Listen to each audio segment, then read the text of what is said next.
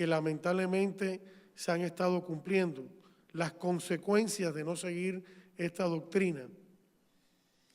Después hablaré un poquito acerca de la teología del cuerpo, TDC.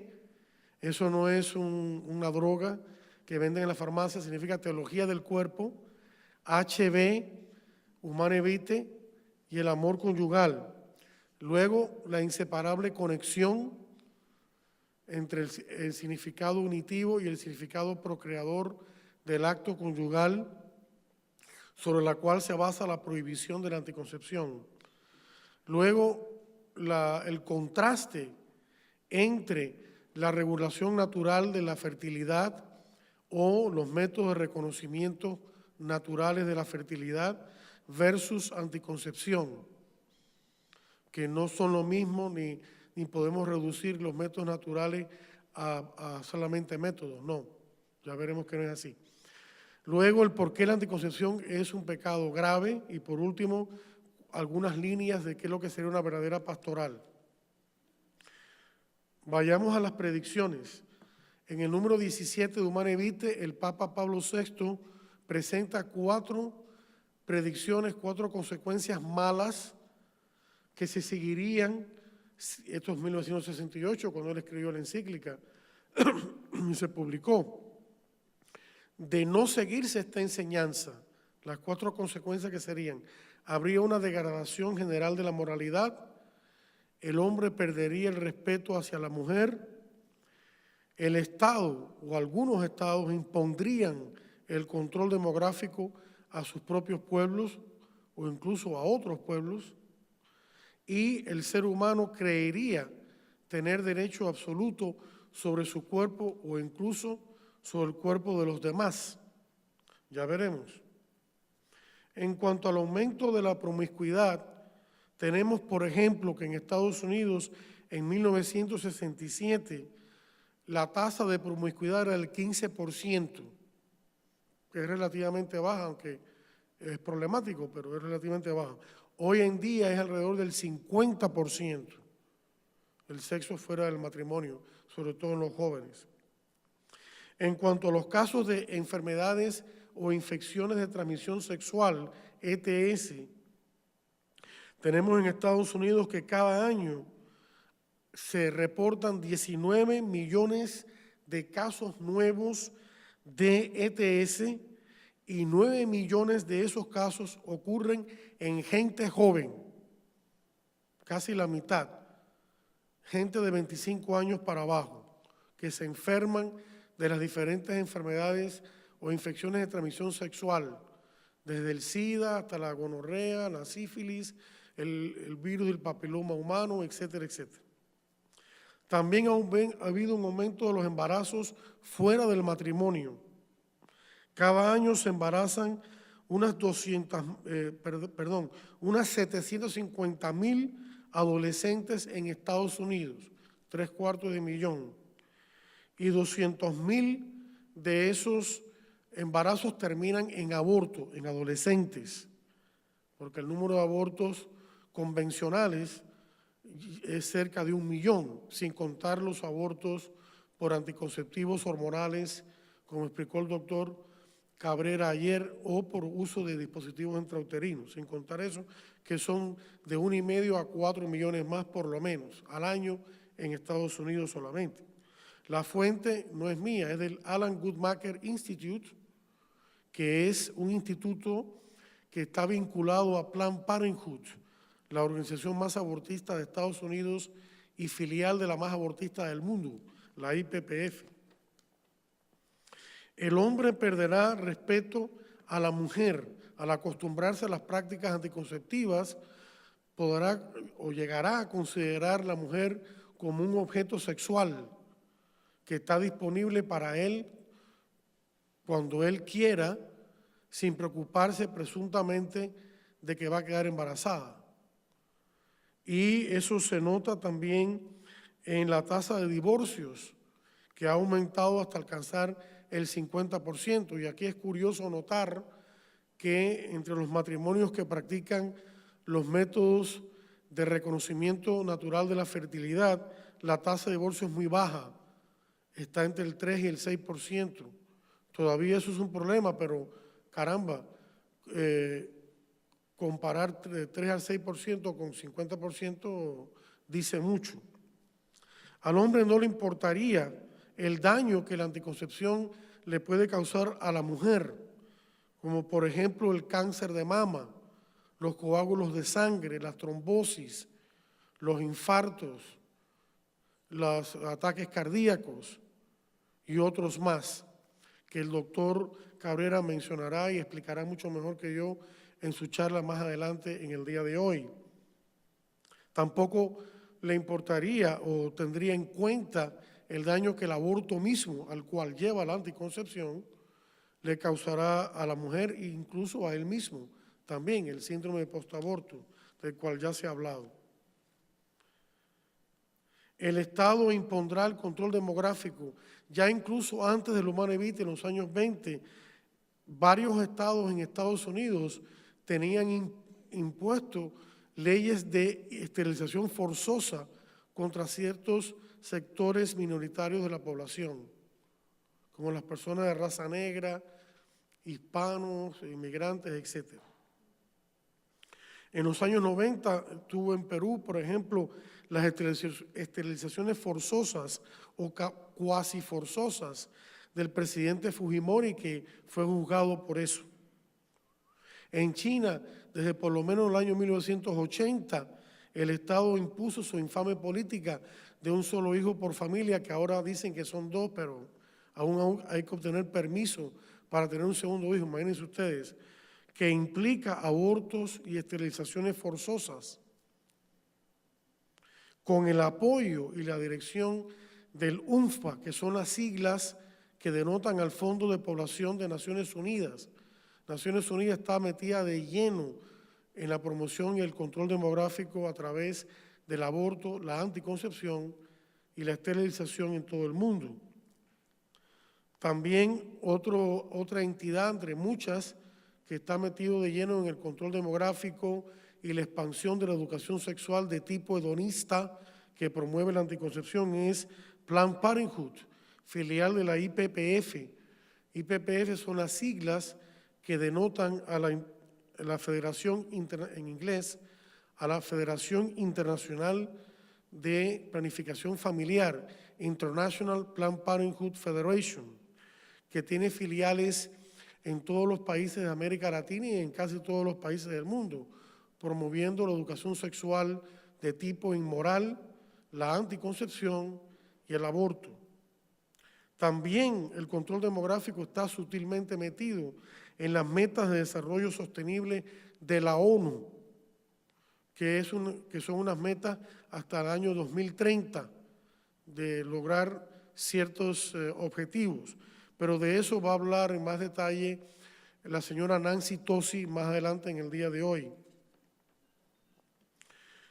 La última predicción, el ser humano creerá tener derecho absoluto sobre su propio cuerpo o incluso el cuerpo de los demás. La anticoncepción y el aborto es eso. Yo tengo derecho sobre mi cuerpo, incluso cuando dentro de ese cuerpo hay otro cuerpo, el de una criatura no nacida. La experimentación con embriones que los destruye. La ideología de género, aún más radical, que es tener la insensata idea de que me siento atrapado en el cuerpo de otro sexo. Un hombre que se siente atrapado en el cuerpo de una mujer o al revés. El famoso LGBTI, y siguen añadiendo siglas, ¿no? Lesbianas, gays, o homosexuales, bisexuales, transexuales, intersexo. El famoso y falso cambio de sexo. En realidad no se puede cambiar el sexo porque está codificado en los genes, XX o XY, como ya explicó el doctor Cabrera en su charla magistral de ayer. Y todo esto contradice no solamente la naturaleza, sino que contradice la palabra de Dios. Porque San Pablo nos dice en 1 Corintios 6:19, que, hablando del cuerpo humano, que no nos pertenecemos a nosotros mismos, porque hemos sido comprados a gran precio. O sea, tenemos un dominio bajo la autoridad de Dios relativo, cierto dominio sobre nuestro cuerpo, somos responsables de nuestro cuerpo, por supuesto, pero no tenemos derecho a un dominio absoluto de nuestro cuerpo, no podemos ni debemos matarnos a nosotros mismos, ni tampoco tenemos el derecho a esterilizarnos, a usar anticonceptivos, usar abortos o pretender cambiar el sexo. Bien, pasemos al tema de teología del cuerpo y Humanae Vitae. La teología del cuerpo es un comentario gigantesco a la Humanae Vitae, porque el Papa Juan Pablo II, San Juan Pablo II, vio la debacle que estaba ocurriendo el disenso tan generalizado que existía en contra de la Humanae Vitae. Y entonces hizo las catequesis sobre la Humanae Vitae, pero lo que hizo fue que los primeros 5 ciclos de 6 en que está organizada la teología del cuerpo, en 129 catequesis, son como preparación, convergen en el 6º ciclo, que es dedicado especialmente a la Humanae Vitae. Y un tema central, no voy a hablar ahora de toda la teología del cuerpo, pero un tema central de la teología del cuerpo es el concepto del significado esponsal del cuerpo. ¿Qué quiere decir esto? El significado esponsal del cuerpo es la capacidad que Dios ha inscrito en el cuerpo humano del hombre y de la mujer para expresar el amor. Eso es lo que es el significado esponsal del cuerpo. Es decir, para expresar el amor como don sincero de uno mismo al otro, como entrega total de uno mismo al otro, ya sea en el matrimonio, al cónyuge, y claro, con un amor distinto a los hijos, o en la vida consagrada. La vida espiritual cristiana nunca se vive ajena al cuerpo. Siempre se vive a través de nuestro cuerpo. Y en la vida consagrada nos damos en cuerpo y alma a Cristo y a su iglesia. Las hermanas de la Madre Teresa de Calcuta, por ejemplo, que están aquí presentes, pregúntenle, cuando ellas trabajan con los pobres, con los enfermos, ellos tocan a la persona, ellas están presentes con ellas, las consuelan, no solamente van a llevarles comida y a llevarles medicamentos, sino que están con ellos, le pasan la mano, expresan su amor a través de su cuerpo, en esa entrega total. Así que este amor esponsal que Dios ha inscrito en nuestro cuerpo y que en definitiva es el amor esponsal de Cristo por la iglesia, porque Cristo se entregó a la iglesia en cuerpo y alma y entregó su cuerpo para salvarnos a nosotros en cuerpo y alma. Ese amor redentor de Cristo, que es un amor de entrega total, coincide con el amor esponsal, que también es una entrega total. O sea que a través de su amor redentor, Cristo nos da un amor esponsal. Y ese amor esponsal lo ha grabado en el cuerpo del hombre y de la mujer, como don de sí al otro y como acogida del otro, como don de Dios. Qué hermoso sería si cada uno de nosotros puede ver al otro como un don de Dios para mí. Y más aún, como un don de Dios en sí mismo o en sí misma, como un fin en él o en ella misma, y no como un objeto de placer o un objeto de uso comercial, ¿ya?, de explotación, sino para amarla por sí mismo. El amor es eso, es amar a la persona por sí misma y no simplemente por lo que me pueda dar. Es un amor que es capaz de dar vida física y espiritual, tanto en el matrimonio como en la vida consagrada. Y es un amor que es signo, eso olvidé ponerlo acá, disculpen, es un amor que es signo, es un amor que es signo visible del amor invisible de Dios. Y ese es el misterio escondido que el Papa San Juan Pablo II habla, citando a San Pablo, desde toda la eternidad en Dios. de que el cuerpo humano fuera signo visible y eficaz del amor invisible de Dios. Y esa es la base del sacramento del matrimonio e incluso de todos los sacramentos. Porque ¿qué es un sacramento? Nos lo dice el Catecismo en el número 1131. Un sacramento es un signo eficaz. Eficaz quiere decir que realiza lo que significa. Es un signo eficaz instituido por Cristo y dado a la Iglesia para comunicar la gracia de Dios, que es la vida de Dios en nosotros. Es como si Dios, voy a hacer una analogía, es como si Dios nos transfusiera, hiciera una transfusión de sangre suya en el torrente sanguíneo nuestro, de tal manera que por nuestras venas corriera sangre de Dios, ¿no? Es un poco físico lo que digo, pero esa es la teología del cuerpo. Y cuando este amor que Dios ha grabado en nuestro cuerpo se expresa en su verdad, decimos, o dice San Juan Pablo II, que se trata del lenguaje del cuerpo en la verdad. Pero cuando se traiciona por medio de la anticoncepción, es una falsificación del lenguaje del cuerpo. Ya no es el lenguaje del cuerpo en su verdad, sino es un falso lenguaje. De eso habla San Juan Pablo II también en Familiares Consorcio, de los números 28 al 32. En Humane Vitae, el Papa Pablo VI no usa este lenguaje, pero usa una conceptualización que está en perfecta línea de continuidad, o mejor dicho, San Juan Pablo II está en perfecta línea de continuidad con lo Humane Vitae en este sentido. Pablo VI habla de las características del amor conyugal en los números 8 al 9 de la encíclica Humane Vitae, que son 4 características del amor conyugal. Es un amor, primero que todo, plenamente humano. Quiere decir, no es simplemente una efusión del instinto, sino que es un amor en el cual conscientemente el intelecto tiene un papel que desempeñar y la voluntad deliberadamente escogen a esta persona para amarla para toda la vida. Y para amarla totalmente, es decir, es una entrega total de la persona, incluyendo su fertilidad y no tronchándola, al entregarse a la otra persona en el acto conyugal. Es un amor total de la totalidad de la persona a la totalidad de la otra persona, en cuerpo y alma.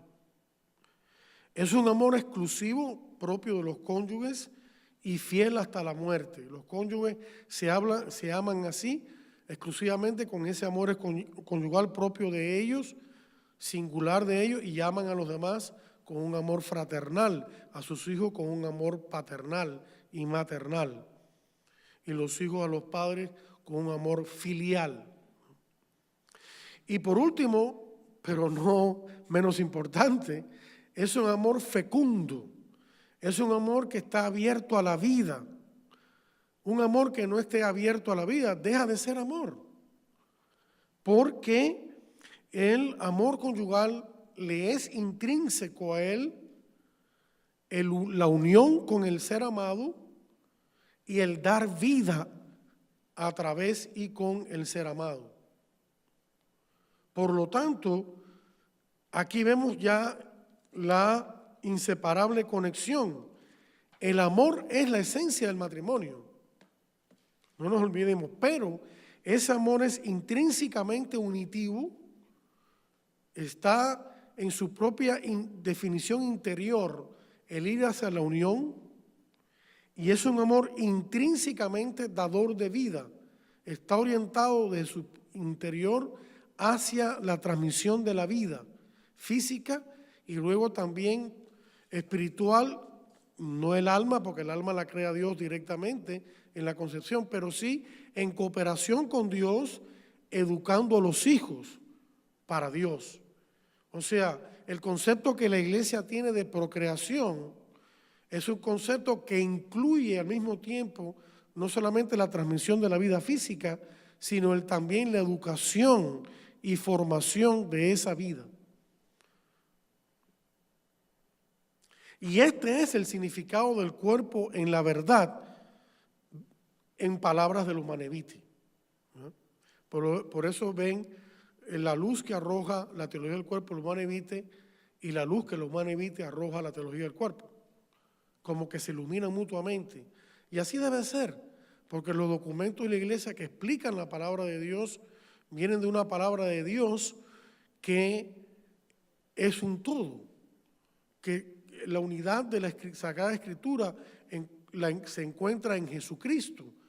Toda la Sagrada Escritura es una sola palabra, que se llama Jesucristo de Nazaret. Desde el comienzo en el Antiguo Testamento hasta el final en el Apocalipsis. Y por eso todas las distintas verdades de la Sagrada Escritura se iluminan mutuamente, ¿ya? Por eso la mejor manera de interpretar la Biblia es la Biblia con la Biblia. Se iluminan mutuamente y eso es lo que llamamos la analogía de la fe, ¿no? La unidad que tiene la Escritura y la capacidad de mutua iluminación. Y eso lo hace mucho, esa metodología la utiliza mucho San Juan Pablo II en la teología del cuerpo, para eso sería otro tema. Este significado del cuerpo en la verdad se funda y esta inseparable conexión entre el aspecto unitivo y el aspecto procreativo se funda en la unidad de la persona humana como reflejo, como signo eficaz del amor de Dios, que es un amor que es al mismo tiempo y nunca deja de serlo, dador de vida. O sea, la imagen de Dios que Dios ha inscrito en nosotros, en nuestra alma, y por estar el cuerpo unido intrínsecamente al alma en el cuerpo también, es una imagen de Dios que es dinámica, porque se manifiesta también en la unión de los esposos. Incluso San Juan Pablo II llega a decir que el ser humano es más imagen de Dios todavía en la unión con otros seres humanos que individualmente. No es que cada uno individualmente es imagen de Dios, pero lo somos más cuando nos unimos unos con otros en el matrimonio, conyugalmente, fuera de él, espiritualmente en el cuerpo de Cristo, reflejando así la unidad de las personas divinas en la Santísima Trinidad. Por eso podemos decir que la iglesia es sacramento de Dios, porque es el punto de encuentro con Dios, porque la gente debería mirar la iglesia y decir, ahí está Dios presente, y ver la unidad y el amor entre las personas divinas a través del amor y la unidad entre los cristianos, entre los católicos.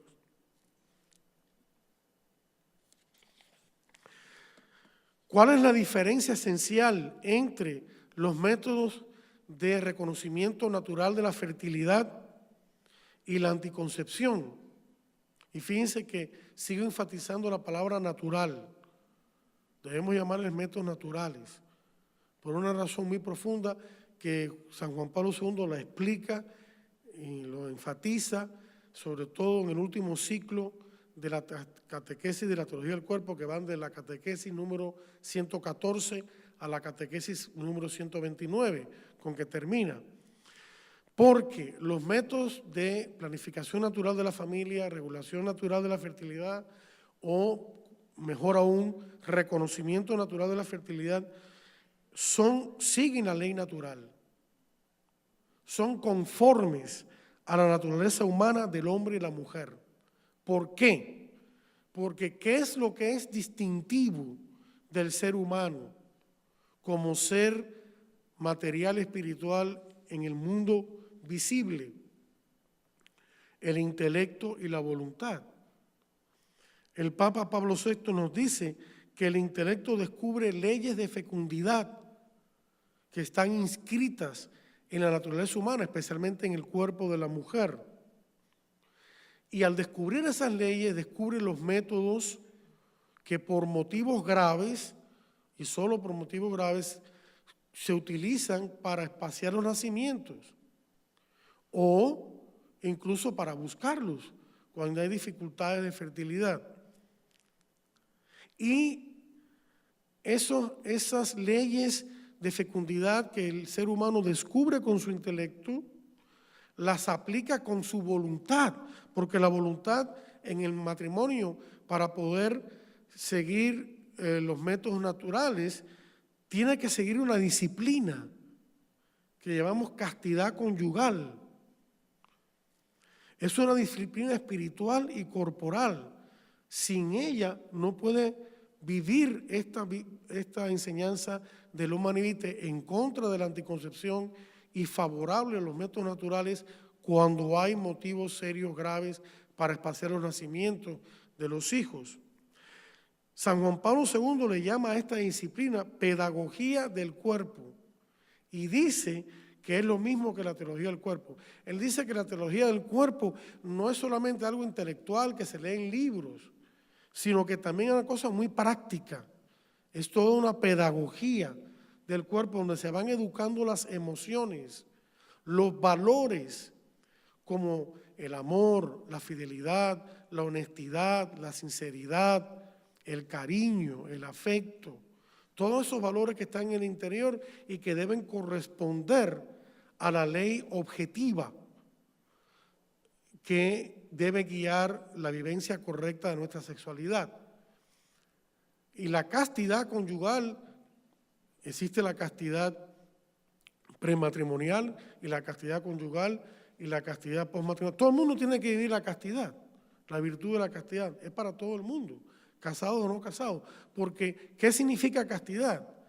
La castidad es la virtud, el hábito bueno que nos capacita para vivir los valores de la sexualidad humana. ¿Y cuáles son esos valores? Bueno, está el valor de la unión, es un dinamismo hacia la unión, está el valor de la fecundidad y está el valor de ser signo sacramental. Los dos primeros valores son valores naturales, el tercero es un valor sobrenatural. Es decir, Dios ha creado el cuerpo del hombre y la mujer, lo que son llamados al matrimonio, para expresar, para ser signo eficaz que hace presente. Eficaz significa que realiza lo que significa y que no es mero símbolo, que verdaderamente la gracia de Dios viene. ¿Y cuál es la gracia particular del matrimonio? El hacer presente la unión Cristo-Iglesia. Lo dice San Pablo en Efesios 5, del 25 al 31. ¿Ya? Él usa la palabra misterio, no la palabra sacramento, pero la palabra misterio y sacramento están muy vinculadas, no voy a entrar en eso, es otro tema que habría que desarrollar, ¿no? Pero están muy vinculadas. Pero ahí está la base de la sacramentalidad del matrimonio, en esa unión hombre-mujer capaz de dar la vida, que debe ser un reflejo eficaz de la unión Cristo-Iglesia, que es un amor de unión, pero también un amor dador de vida, porque a través del bautismo, la Iglesia, por medio de Cristo, por medio de su gracia, engendra nuevos hijos de Dios e hijas de Dios. ¿Se dan cuenta? Cómo el matrimonio, la belleza de que es el matrimonio, y cómo vamos a manchar esa castidad conyugal por medio de la anticoncepción. No, eso no es posible.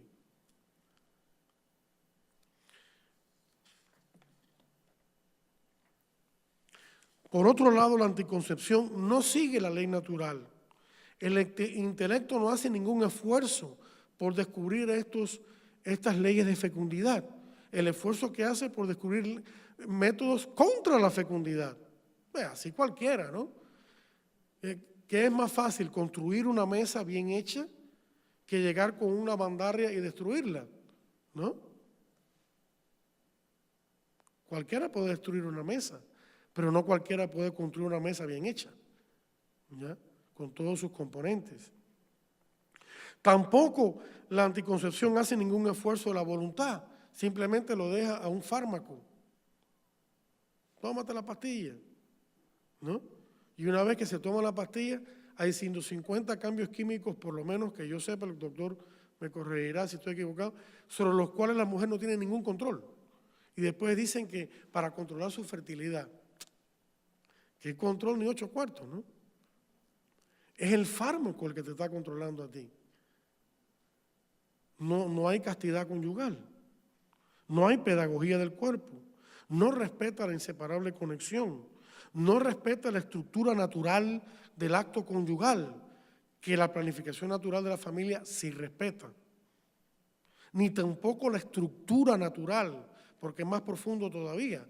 Los valores o los significados unitivos y procreativos del acto conyugal no solamente son significados procreador y unitivo del acto conyugal, sino que también están inscritos, como habíamos dicho, en la naturaleza misma del hombre y la mujer. Por eso decimos que tampoco respeta la estructura natural del hombre y la mujer.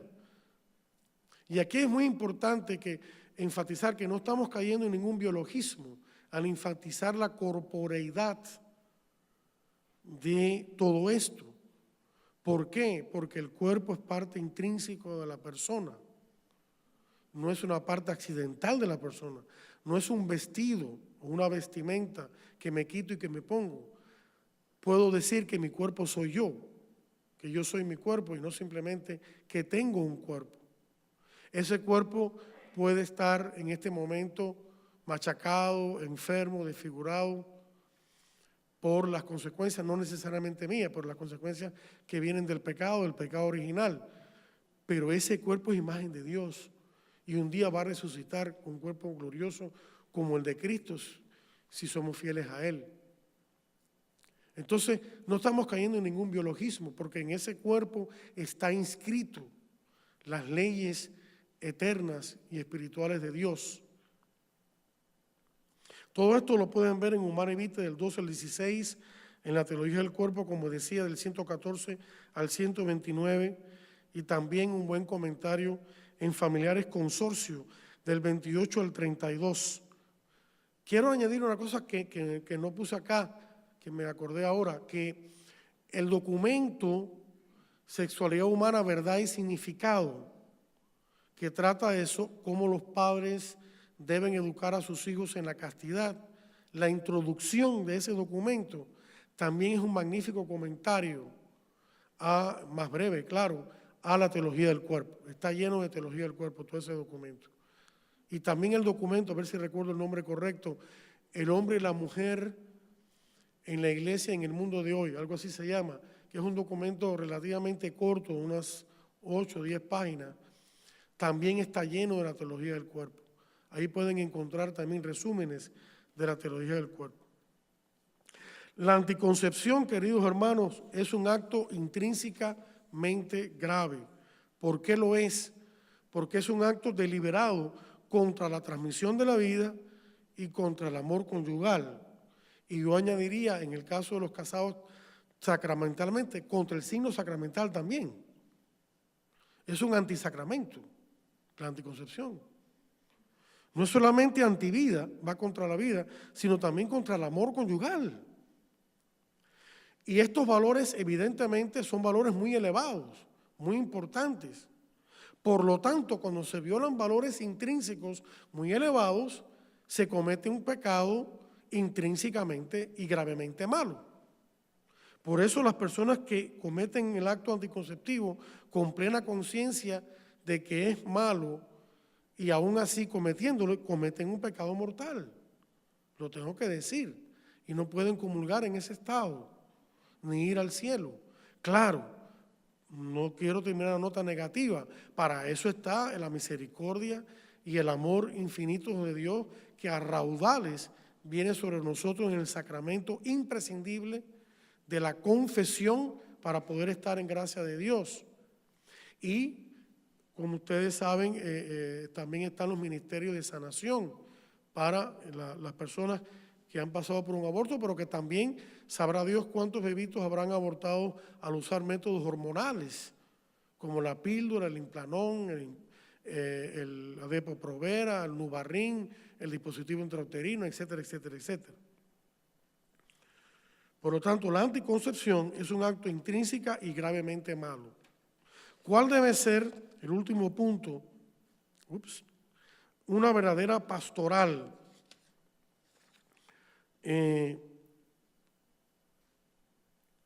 Primero que todo, no caer en la trampa de algunos que dicen por ahí que la Humanae Vitae ya es obsoleta. Es un disparate. Miren, si la Humanae Vitae es obsoleta, entonces la Cástico Nubi que vino antes y en la cual también se basa la Humanae Vitae,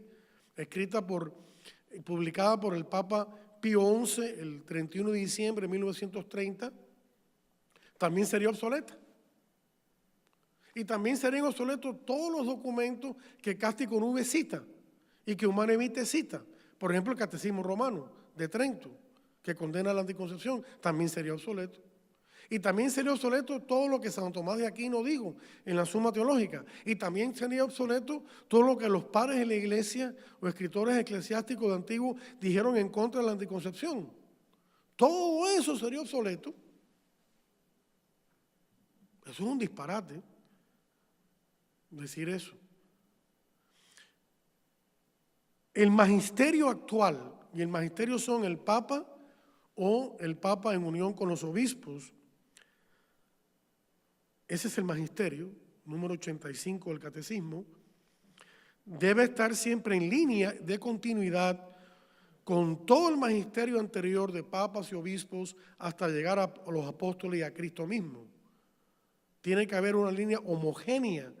La doctrina de la iglesia se va desarrollando, claro, se va reinterpretando, pero homogéneamente, es decir, en línea de continuidad, sin contradecir para nada, al contrario, desarrollando la doctrina de siempre de la iglesia, para que haya una comprensión más profunda de esa doctrina.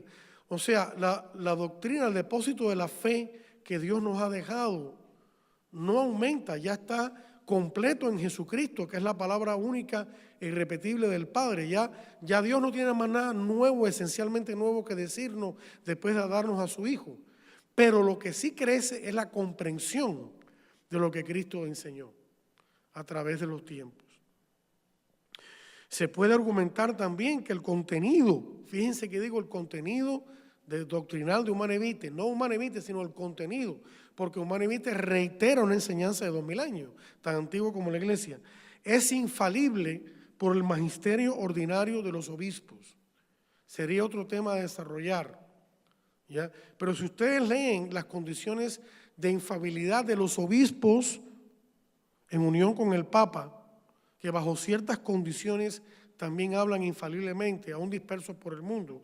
En Lumen Gentium número 25 del Concilio Vaticano II se van a dar cuenta de que Humanae Vitae o la doctrina contenida en Humanae Vitae cumple con esos principios de infalibilidad.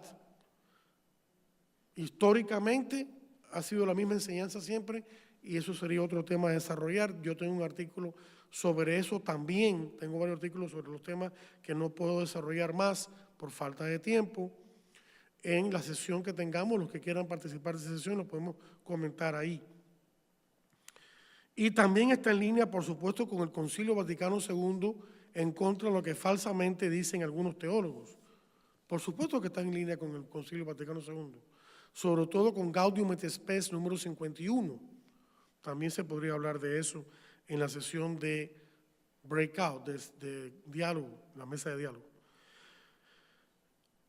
No caer, también otra cosa de la verdadera pastoral es no caer en la trampa de sigue tu conciencia. Señores, la conciencia no es la fuente de la moral, no es la que determina lo que está bien o está mal. Dios es la fuente de la moral y Dios ha inscrito la ley natural, que es ley divina, en la naturaleza humana, de la cual la conciencia es testigo. La conciencia es testigo de la presencia de la ley de Dios en nuestra naturaleza y en nuestra mente y nuestro corazón. Es testigo, no fuente, y debe ser fiel a esa ley. Y si quieren ver esta realidad de la conciencia como testigo de la ley moral, Joseph Mini explicará mucho más que yo lo que es la conciencia y su formación como parte de una de las charlas que tiene que dar hoy. Pero pueden ver este tema en Romanos 2, del 14 al 16, en el Concilio Vaticano II, Gaudium et Spes número 16, y en Dignitates Humanae, números del 1 al 3. Y también en el Catecismo de la Iglesia Católica, en los números indicados ahí en pantalla, 1776 a 1802. La verdadera pastoral, y ya con esto termino, para que no se me duerman, en la verdadera pastoral no es buscar excusas para violar la ley de Dios en casos extremos, sino potenciar a los fieles para cumplirla, formando la conciencia en la verdad, transmitiendo la gracia de Dios a través de los sacramentos, dando nuestro apoyo personal, formando grupos de apoyo, sobre todo de matrimonios, enseñando los métodos de reconocimiento natural de la fertilidad cuando hay motivos graves para espaciar los nacimientos de los hijos, enseñando la pedagogía del cuerpo, cómo vivir esa afectividad conyugal, cómo los esposos se pueden llenar de amor uno por el otro, no solamente cuando se unen físicamente, sino también de otras maneras no genitales que enriquecen su matrimonio y que lo fortalecen para poder cumplir la ley de Dios. Y por último, la Humanae Vitae termina en el número 31, tienen 31 números nada más. Evangelium Vitae es mucho más larga, no tengo nada en contra de Evangelium Vitae, al contrario, tienen que leerlo, pero Humanae Vitae es más fácil, son 30 páginas, lo pueden leer en 1 o 2 sentadas. En el número 31, al final, después de hacer un llamado a los sacerdotes, de que por favor sean fieles y estén unidos y que no haya disenso, hace un llamado a los obispos y les dice que consideren esta doctrina sobre el matrimonio como una de sus prioridades, son sus palabras, más urgentes en sus diócesis y en su pastoral. Por lo tanto, por deducción, los sacerdotes también tienen que considerar esta dimensión de la pastoral como una de las dimensiones más urgentes. Usa la palabra urgente, como también el padre Víctor Salomón en su charla dijo que el llamado acuciante o urgente que hace San Juan Pablo II en la Evangelium Vitae para defender la vida. Pues también aquí hay una llamada urgente para defender la transmisión de la vida. Porque, señores, la anticoncepción lleva al aborto. La anticoncepción lleva al aborto. Además de ser un pecado grave en sí mismo, lleva al aborto. Y el aborto lleva a su vez a otros males, es una cadena de males, ¿no? Bien, con esto, pues quiero terminar mi presentación. No sé si es que me queda algún tiempo del que se me ha asignado. Se supone que hablar 1 hora, pero comenzamos tarde. No sé si me quedan algunos minutos. Me quedan 3 minutos. Ok, rapidito, lo único que quiero añadir, ya aparte de este tema, es que algunos han preguntado qué significa esto de redesvida. Parece como un enredo, ¿no? Redesvida. Son siglas, es un acrónimo, son siglas que significa la red de sacerdotes y seminaristas, de ahí la doble S. Red de sacerdotes y seminaristas por la vida, de Vida Humana Internacional, de Human Life International.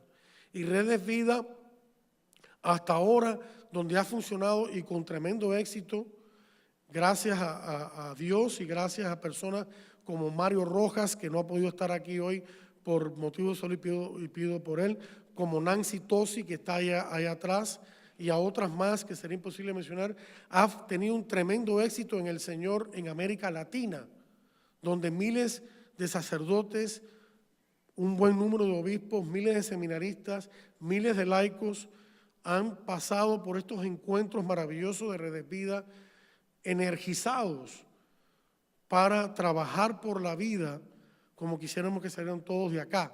Y este es el primero acá en Estados Unidos.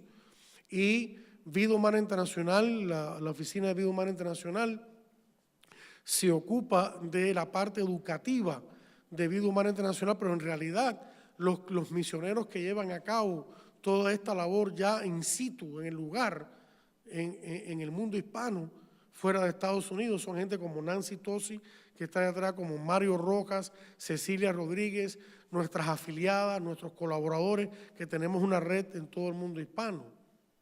No quería olvidar de eso. Y Redes Vidas nació en América Latina. Ahora estamos tratando de que surja acá en Estados Unidos. De Vida Humana Internacional hablaré rapidito mañana, ya el tiempo se me acaba, para que ustedes conozcan un poquito más quiénes la componemos y eso, pero quería decir estas palabras acerca de Red de Vida a nivel internacional, ya que este congreso tiene una fuerte dimensión internacional, porque hay gente que ha venido de fuera y además porque es el 5º congreso de Red de Vida Internacional latinoamericano y no solamente el primero acá en Estados Unidos. Con eso termino, les agradezco y bueno, si quieren pues abundar más en la sesión de diálogo que tendremos después, si Dios lo permite, pues podremos tocar otros temas conexos a este que he abordado hoy. Muchas gracias y que Dios les bendiga.